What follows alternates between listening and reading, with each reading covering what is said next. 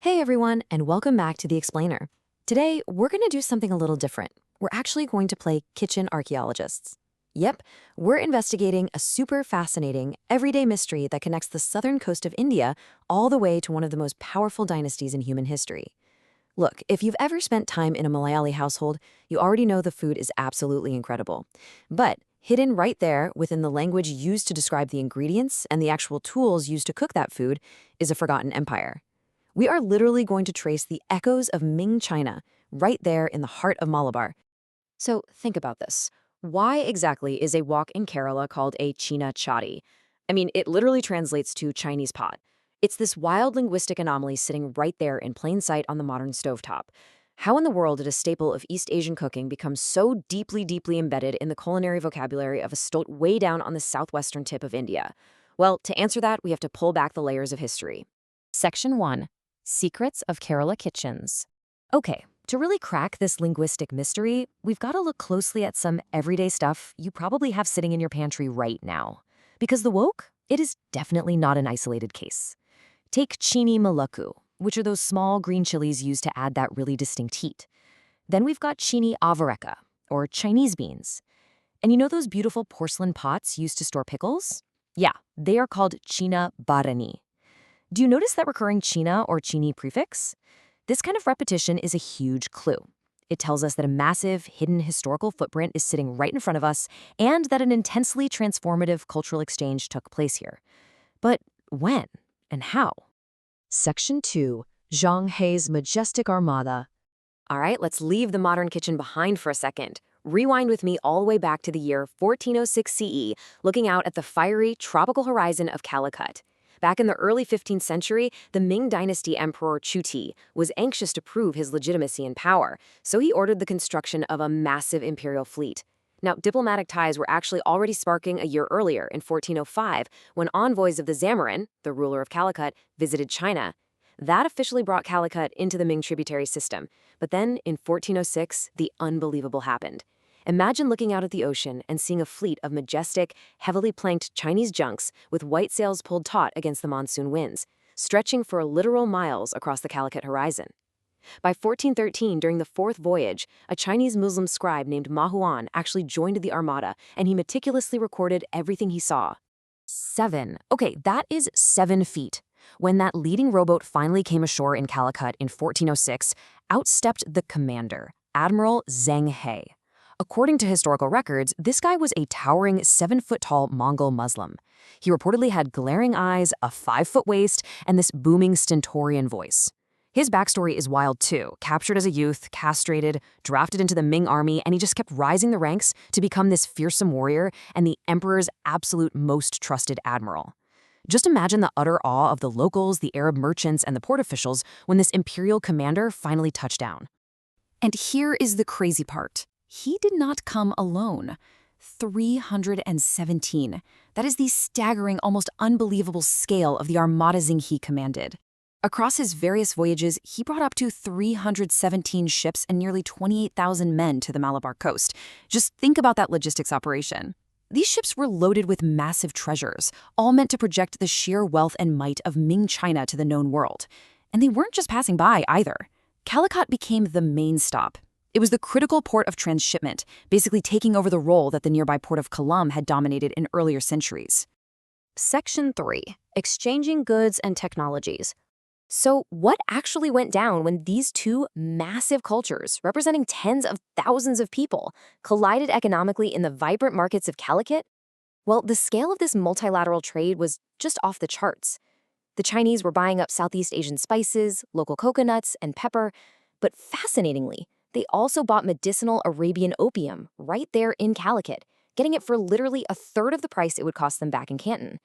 And to pay for all this, they traded imperial gold coins, elegant silk cloth, and bulk rice that they strategically picked up on their way from Odisha. They bartered heavily, and it triggered an absolute economic boom.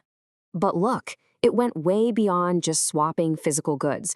We're talking about a highly sophisticated exchange of market practices and tech. That scribe I mentioned earlier, Ma Huan, he wrote about this fascinating local practice where merchants would secretly fix prices by holding hands under a towel. And get this, that is a negotiating practice that is incredibly still used in some wholesale markets today. Plus, they swapped vital technologies. This was the exact era when those famous massive fishing nets were first introduced to the local coastline. Section 4. Integrating into Malabar communities. Because here's the thing. These sailors and merchants didn't just roll in, trade some silk for pepper, and bounce. They spent significant time recuperating, repairing their giant ships, and replenishing their stores. And by doing that, they naturally put down roots. Ma Huan actually left behind this really beautiful observation. He wrote of the locals in Calicut, "The people are very honest and trustworthy. Their appearance is smart, fine, and distinguished." He even noted that their musical instruments, which were made of gourds with copper wire strings, sounded super pleasant. So this wasn't just some cold corporate economic transaction. There was a deep, genuine mutual respect and trust between the Chinese visitors and the locals. And that trust led to actual physical communities. The Chinese settled right around what is literally still known today as Silk Street in Calicut. They built a fortified factory called the Chinacota. Portuguese records even pop up later mentioning a Chinacota further south near Chalium. And a few miles north, at the medieval port of Pantelania Colum, modern archaeological digs have actually uncovered ceramic shreds that point to a major Chinese settlement used as a ship repair hub. And since Admiral Zheng He and a ton of his crew were Muslims, they integrated incredibly well, even building their own mosque called a Chinapali right there in Pantelania Colum. And this social integration went even deeper than just architecture. Have you ever heard of the Chini Bagan? They were a whole sailing community of half-castes, the direct result of intermarriages between the Chinese settlers and the local Indian population. These families completely merged with the local Marakkar and Mapilla communities. Actually, later historical records even mention badass warriors with names like Chinali and an admiral named Chinese Kutiale, fighting fiercely right alongside the Marakkar fleet against the Portuguese. I mean, that is just incredible. Section 5. The lasting cultural traces. So what on earth happened to this thriving, deeply integrated community? Well, the golden era came to a really, really abrupt end. Back in China, a mix of famines, plagues, and a looming Mongol threat were rapidly draining the state coffers. In 1424, the royal sponsor, Emperor Chuti, passed away. The new regime stepped in and immediately grounded the naval fleet, slapping down strict austerity measures. They did permit one final last gasp voyage in 1431, but during that trip in 1433, the legendary admiral Zheng He actually died right there in Calicut and was presumably buried at sea.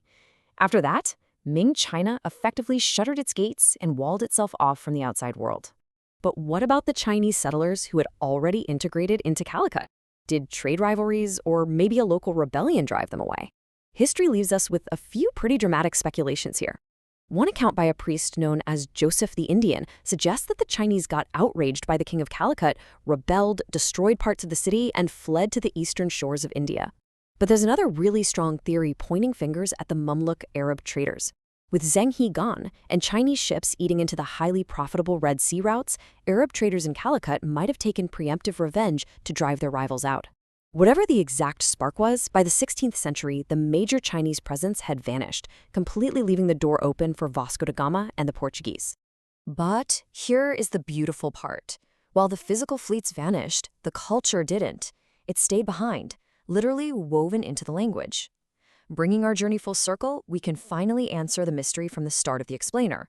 Just look at the local Malayalam words, China Chatti for a walk, China Vala for those massive, iconic Chinese fishing nets, China Mulaku for green chilies, even China Badakam for firecrackers.